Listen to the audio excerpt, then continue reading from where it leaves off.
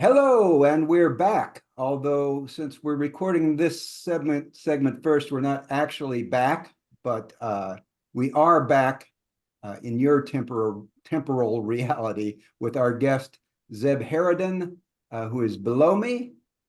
Hi, Zeb. Right. Director of well, you probably know him from Elevator Movie, and we're going to talk about his new movie, the entirely AI generated The Eternal Recurrence today, and some other things. We'll mention some other things. Giles, Hello. with us again.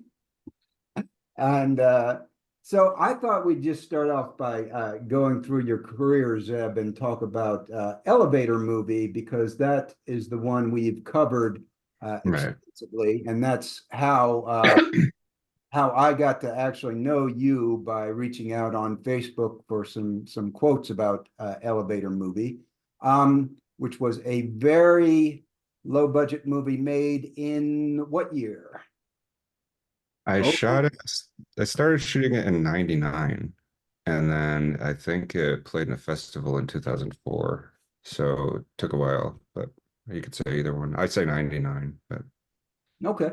So it was made for very little money, just one set, which is an elevator, and the premise is that this sort of loser is trapped in an elevator with a woman who is now a Jesus freak, and is continually sexually frustrated. He's a it's a very surrealist type of scenario, very much, I think, influenced by Buñuel, and right. and in general, I think all of your work seems to have at least an awareness of the surrealist movement to it, which is something that attracts me. Is that correct? You have a background, or just like Buñuel, or Yeah, I'd say Buñuel's probably one of my favorite directors. And let's see, I wrote this like right after I finished college, and I was making notes for it throughout college, and that's what I was watching then. I hope I had this idea right from the beginning. It would just be a movie about like people are just waiting for a thing that's never going to happen. So I was reading stuff like Waiting for Godot and No Exit and stuff like that to try to, see how other people thought of this idea. And yeah, I think No Exit came to mind when I watched it as well. So something I probably should ask about that is, well, it was the movie got good reviews in some places and got sort of a small cult reputation going, but is kind of unavailable right now. right, It was put out on DVD during the DVD era. It got onto Netflix when Netflix DVDs were a big thing. That got it a lot of exposure. But it has kind of disappeared since. And is that its fate, or is there a future for it? at some point, I'll copy. I mean, all I have now, I have the film, the actual 16 millimeter reel sitting in storage, and then I have the DVDs. So at some point, I'll make the DVD into a file and put it up somewhere. But it might be a couple years before I do that. Well, I just want to be sure that it will come out eventually, and is not totally abandoned, because we do get questions about it a lot and how people can see it. And uh, I definitely would recommend anybody who's a weird movie fan or a fan of surrealism should check it out, because there are very few really surrealist works out there. You get one or two a year, and then so it's kind of a rarity in that aspect. Okay, so after you finished that, you did a documentary, and it's Waiting for, and how do you pronounce it? Nasara? Nasara, yeah. That one is, you do have available on your YouTube channel, and I have Right. seen that, but that is a documentary about a cult movement in Utah. Would you like to just explain that one? Yeah, so that it's hard to explain. It would be easy to explain if it was something we all understood, like if they were waiting for Jesus to come back, then I wouldn't need to give you all the background. But it's a kind of movement like that, basically. And what Nasara is they think that a secret law was passed by Bill Clinton, signed by Bill Clinton, and that it would just bring about this economic utopia somehow, and it ties into like September 11th conspiracy theories and reptilians and all this kind of stuff. And it kind of faded, but now it's um, people are interested in it again because it kind of is one of the things that gave birth to the QAnon conspiracy theory. So, Does it you know, have some of the same players or?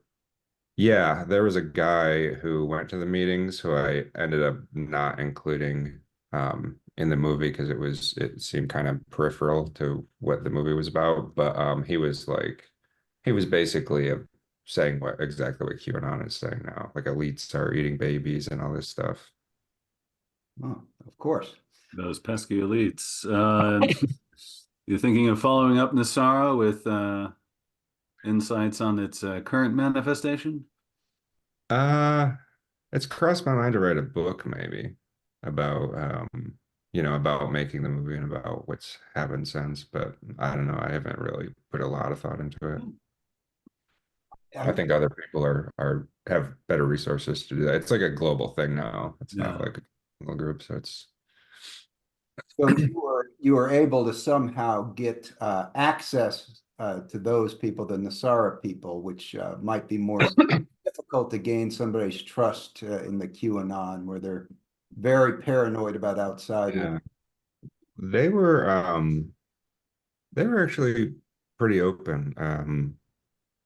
Yeah, I mean they let anyone in. They kind of believed anything anyone told them. They believed in even conflicting conspiracy theories like the moon landing never happened, but then also there were aliens that were discovered on the moon when the moon landing happened. So that yeah, they just believe whatever. And yeah, they were paranoid about the government and stuff. They weren't really paranoid about individuals.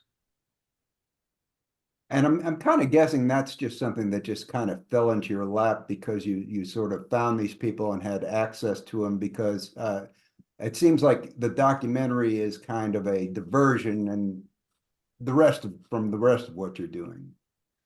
Yeah, they were well, I worked on this with my ex-wife and it was her idea. Like I didn't want to do it at first. I thought it was stupid.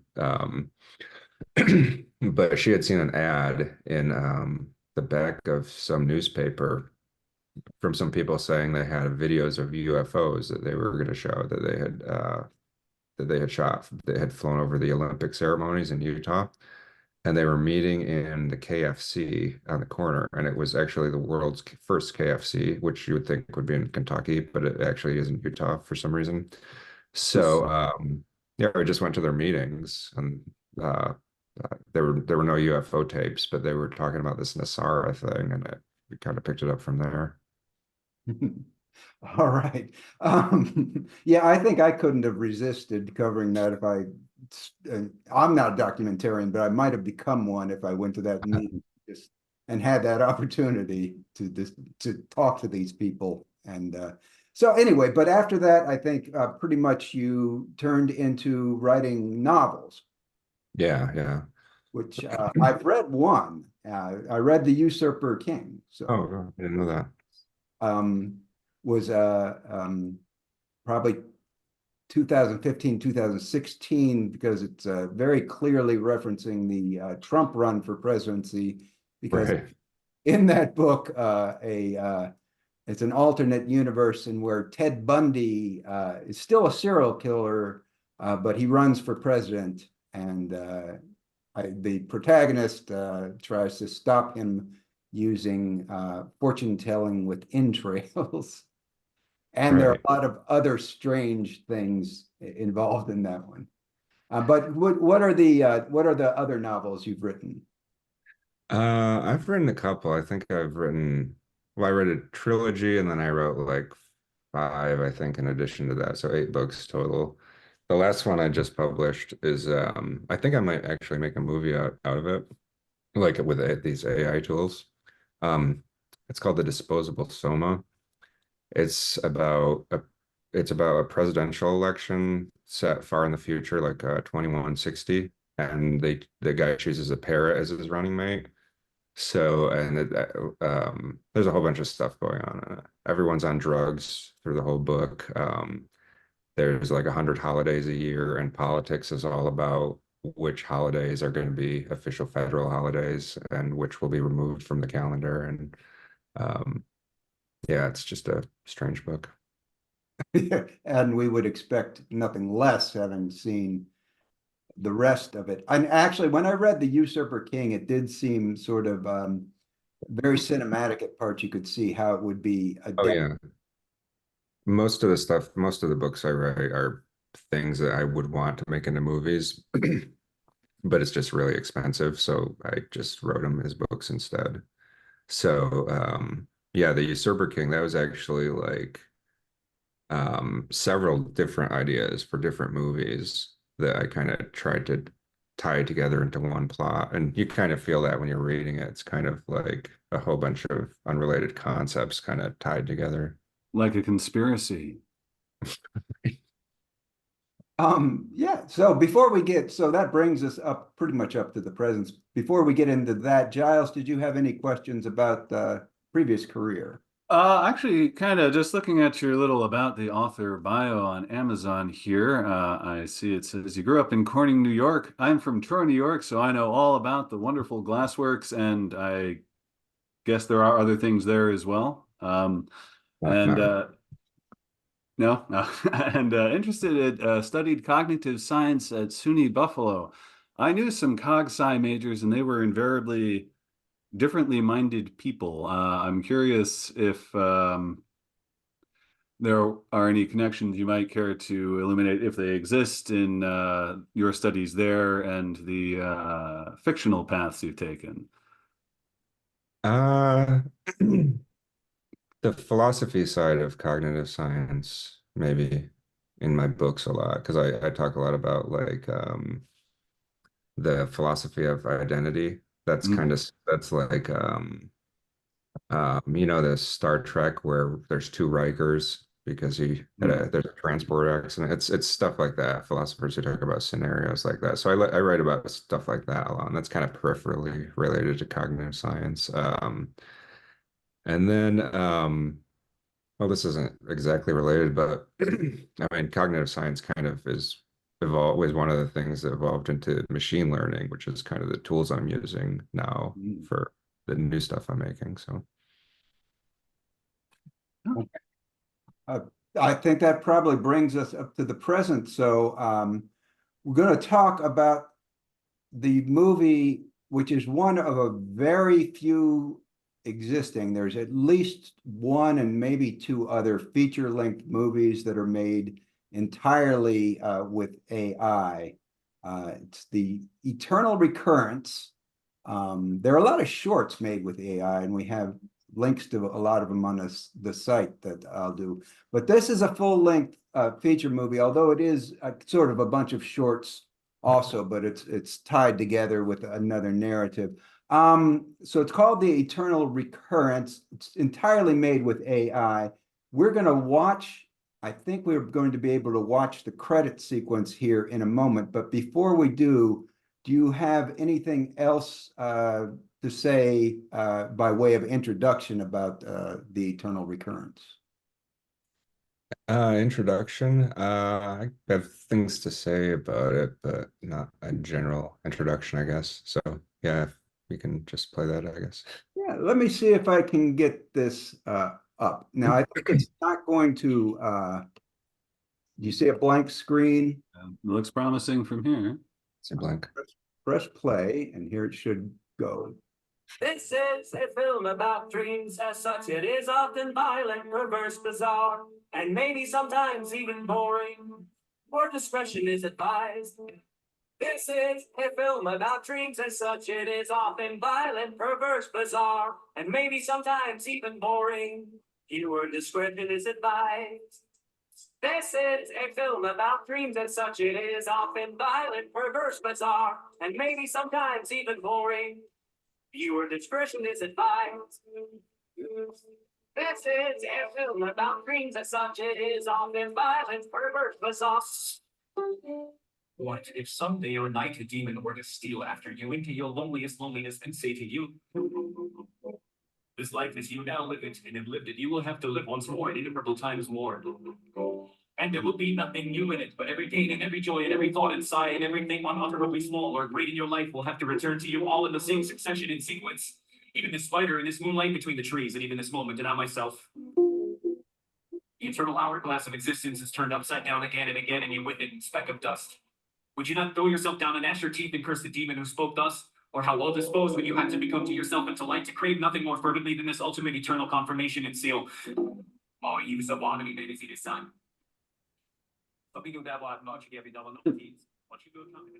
So I hope that played for everybody. Uh, were you able to see? You were able to see it, correct? I saw it, yeah.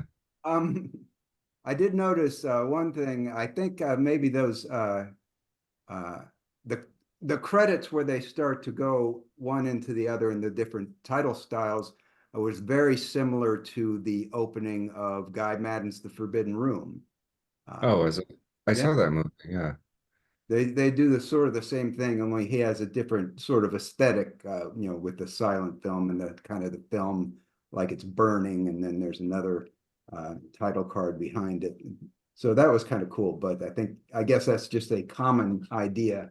And so, yeah, you see how things with AI in its very dreamlike way, they shift together and they morph from one thing to another.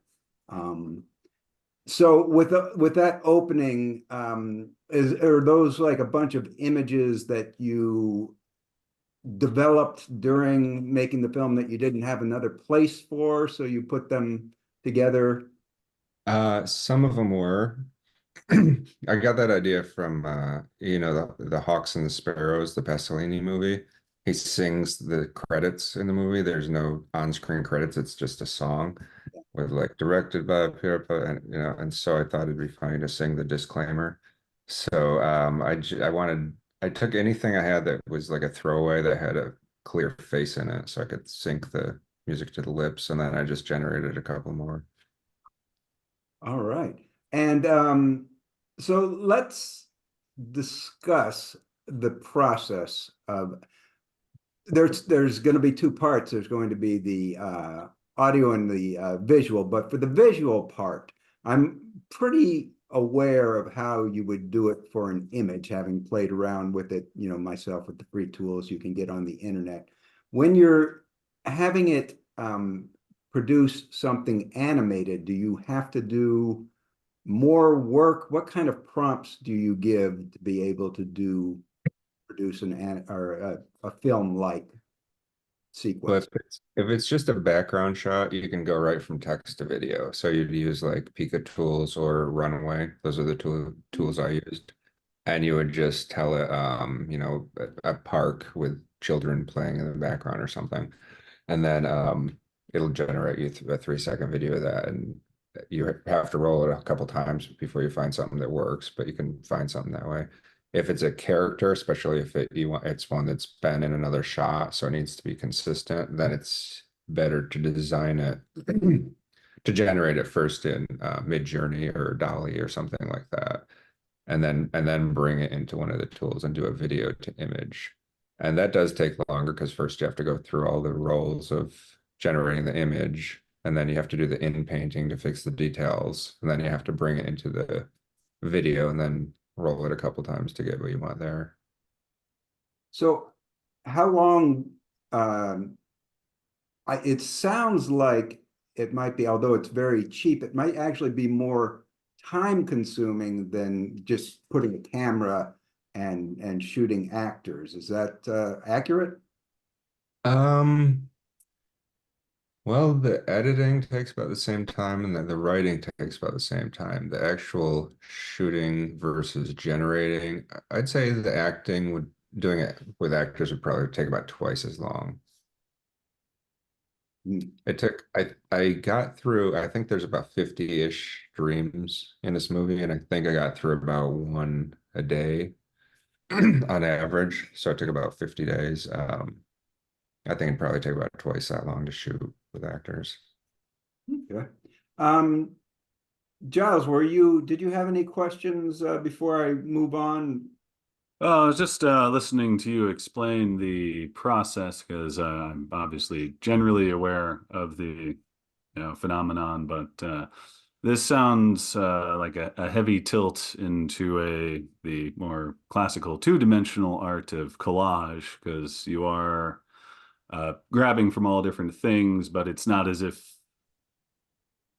you're doing no work, I guess, is how I want to end that sentence. It's like the Russian filmmakers in the 1920s, right? They were learning to make films during a war, so they didn't actually have any film. They'd have an assignment to make a 10-minute movie, but they'd only have a ration of 2 minutes of film, so they'd have to go find stock footage and figure out a way to suggest meaning through, like, a fire truck and a Christmas tree and an explosion, and then 2 minutes to shoot what they want. So it's kind of like that, like, okay, I have this weird shot here, wait, I could tie it to this, and then it'll look like this is happening. So it's that kind of thinking. And I left part of my own book question incomplete because I said there were two parts, there's the visual and the audio, and we didn't talk about the audio. So, I mean, I guess generally it just generates, and a lot of it, you feed the text in and a voice generates, and often it's kind of monotone, but at other times is that just the AI actually emoting just a little bit on its own? Yeah, it's I used 11 labs for that, and it's the same thing. You just have to roll it again and again and again. I found a trick, like if I wanted to say, I'll be right there, and I want it to say it in an angry tone, then I'll put at the beginning, shut the fuck up, I'll be right there, and then I'll just trim it out. But it somehow catches on the words that this is supposed to be angry, and then it reads the whole thing angry. So you can do stuff like that.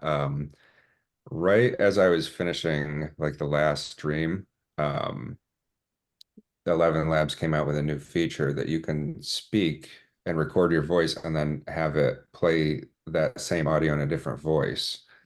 So I did a couple of lines like that, but they are near the end. Um, there were a couple times when it came out like uh, yelling, just screaming, and I always tried to find a place for that because it was so rare. Oh yeah, you want those accidents. And that's I think the whole thing is you're trying to generate accidents that you can then find a way to incorporate, which is sort of the very surrealist approach. Yeah, that was a big part of this movie, like because the tools do that, they just generate like completely weird random stuff. My favorite one was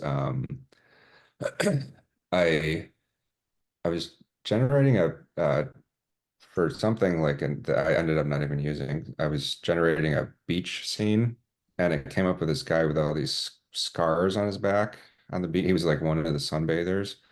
So I in painted around him, and no matter what prompt I put, it would always come up with something like really gory and bloody.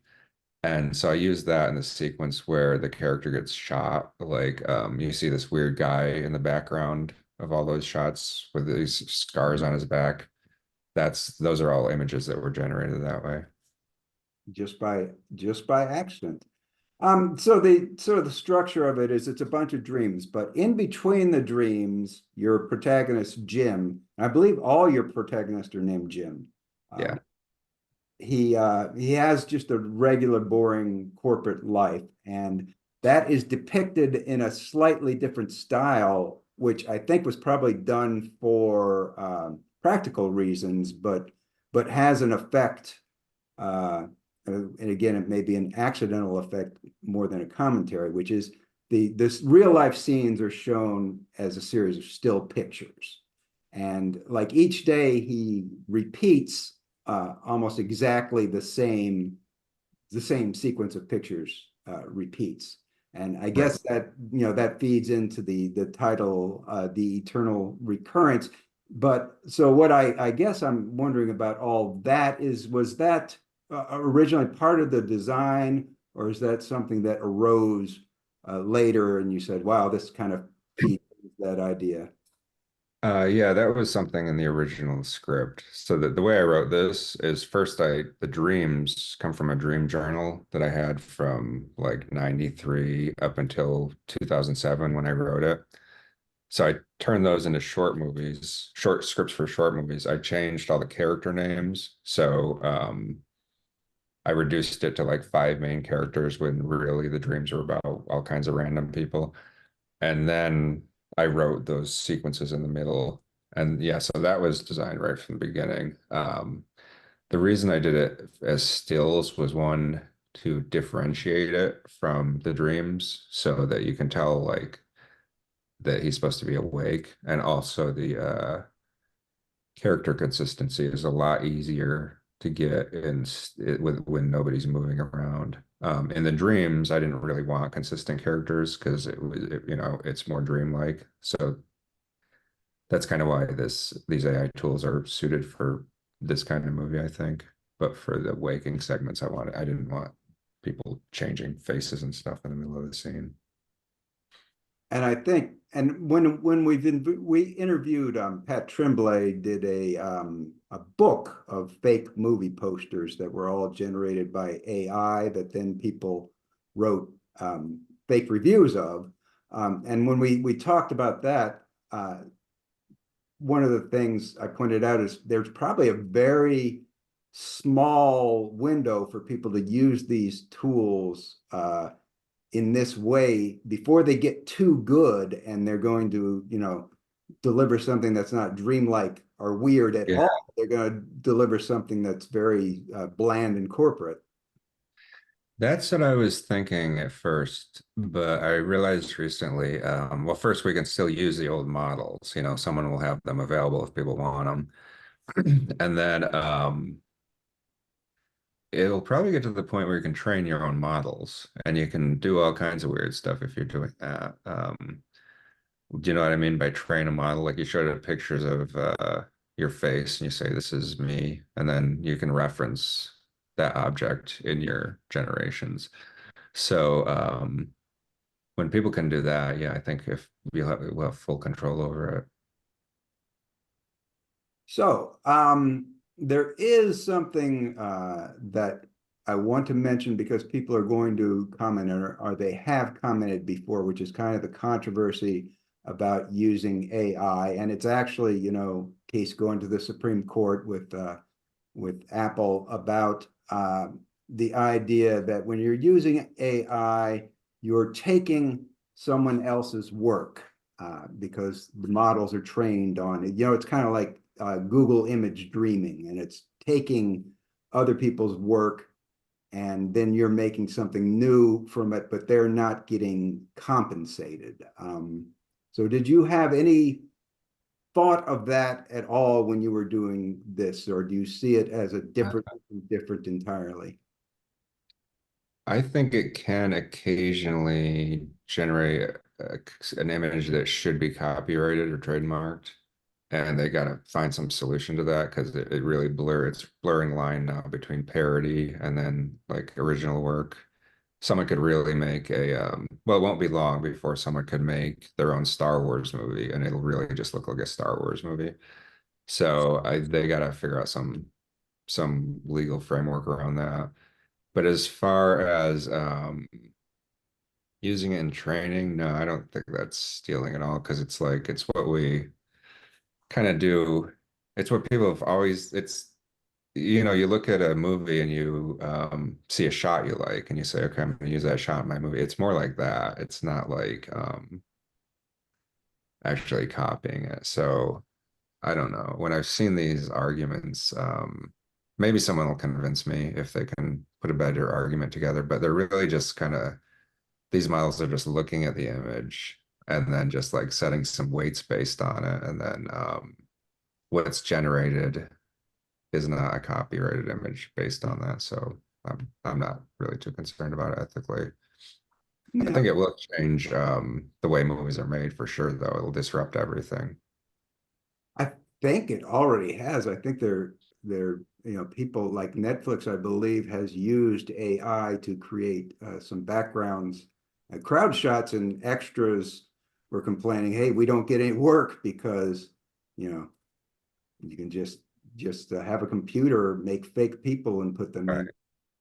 One thing it will do for actors, though, I think it'll separate talent and looks because you need both to be an actor, right? But now a model can be an actor by just licensing their face, and the AI can do the acting. Or a good actor can like just have their face overwritten if they don't look like they're what the director wants for the part. Right, absolutely. I could become I'm not a great actor, but if I was a great actor, then I could have like Brad Pitt's face over me and do some good acting. Giles, some questions, if you have any. Yeah, hang on, let me get rid of this cat, which has been trying to infiltrate the meeting for the past 30 minutes. Yeah, yeah, to me it's an interesting ethical or legal, oh, it's legal certainly and ethical as well in regards to, you know, taking all this, and I myself have an unresolved opinion about the matter. I kind of like the notion with your motion picture because in one of your interview, either on your website or some files you gave us. It's you want something that can record your dreams, whereas this machine learning thing, as it stands presently, is kind of chronicling a societal level, or at least, you know, whatever the data parameters are for it, level interpretation of this is what society is thinking about in daylight, you know, in daytime, in periods of awakeness, and it's then spewing out something that has the very random feel of the dreamscape with guidance. I'll be interested to think, do you think there will be a point, and I'm not going to necessarily say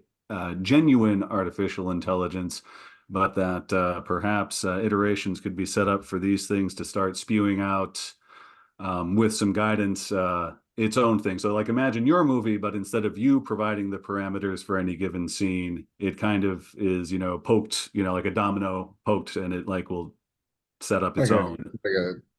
one sentence prompt into a 2 hour movie, something like that. Yeah. Yeah, I mean, you could do that now. It wouldn't be a good movie, but there's a workflow that you could probably automate that would do that. And I think it won't be long before, I mean, I think within 10 years easy we'll have things like that. I don't think it'll be a big thing culturally though. It'll be more like a game, maybe that more it'll become like a gamified thing rather than something that would you would think of as a movie. Um, I don't know. I was thinking maybe what might happen is studios might create worlds and characters and then they'll build them into these models and then they'll release the models and they'll leave the content creation up to the fans and Hmm. then they can like upload their stuff to YouTube and then all the franchise fees are just automatic as a percentage of the advertising. Um, Yeah. so yeah, it could there's all kinds of new Yeah, we have no idea. yeah, because I've had some brushes with fan fiction world, so I know there's a deep well of creative types who have their own imaginings of cultural icons, shall we say, that I Yeah, mean, it would be interesting to see some of those brought to, you know, audiovisual fruition there. that's Hey, something a lot of these oh sorry. What? go on. Sorry. Continue. Oh, yeah, a lot of the when I watch these like tutorials on how to design characters in Midjourney and stuff, they're always using like Star Wars characters and stuff. And as far as I know, Disney has not gone after them for that. So, you know, as the tools get better and better, I don't know what's going to happen if they'll have to somehow come to terms with that. And maybe they'll just work with the fans and let them do something like that. I was just going to say, getting back to the Eternal Recurrence, and we are running a little short on time, so But are you worried at all, because these are your own personal dreams and certain things recur? Are you worried at all that people are going to psychoanalyze you and why so many donuts in the dreams or something like that? Uh, yeah, maybe, but it's only I'd say about 75% dream, and I'm not going to tell people which 75%, but a lot of stuff came up when I was writing it that I changed, and I noticed a backstory emerging that had nothing to do with my life at all, and so I started kind of changing details to fit the backstory. So it's I'm not, I mean, there's stuff in there that's about me, but there's a lot that's not too. So like any movie, I guess. Like any work of art. I mean, I've written works of fiction, and like you say, themes, as you're writing, new themes pop up and you change Yeah, them. yeah. Um, so any plans for the movie at the moment? I'm submitting it to film festivals. I guess with a movie like this, you'd normally just put it on YouTube, but I'm just going to see what happens with film festivals. And then by the end of the year, at the latest, I'll stick it up on either YouTube or Vimeo or something. Great. Okay. So we will announce that when it happens. And we do have time for a final question that Giles always likes to ask. So Well, I know you've moved around a little bit, but what would you say is your hometown as you care to define it? And can you recommend a restaurant there? I've lived in Seattle more years than I've lived in Corning. No way, I'm gonna say Corning because I thought of a restaurant, Neilio's Pizza in Corning. Elio's Pizza and Corning. All right. Well, thank you kindly. We do like to get tips whenever we possibly can from the people we talk to. So thank you. um you're in Seattle. We just have a minute, but you're in Seattle. So Right. is it Oregon? Oregon's the one that legalized all drugs, right? Or is it I think Washington? Seattle did briefly. I don't know where they're at now, but I mean, they're basically legal. I was just reading an article the other day about kind of controversies that are going on with open air drug markets in the Pacific Northwest, and I I'm wondered holding drugs in my hand right now. if, well, I'm sure pot is legal. That's what I'm holding. I Um, was gonna say that explains the unmarked background you got here. We have no idea where you could possibly be. Mushrooms are becoming legal too, so. Yeah, yeah. But we do have just a few seconds, so we're going to say goodbye, and Giles and I will be back before this. Yeah, thank you very much. It was great chatting with you, Ted. Thanks.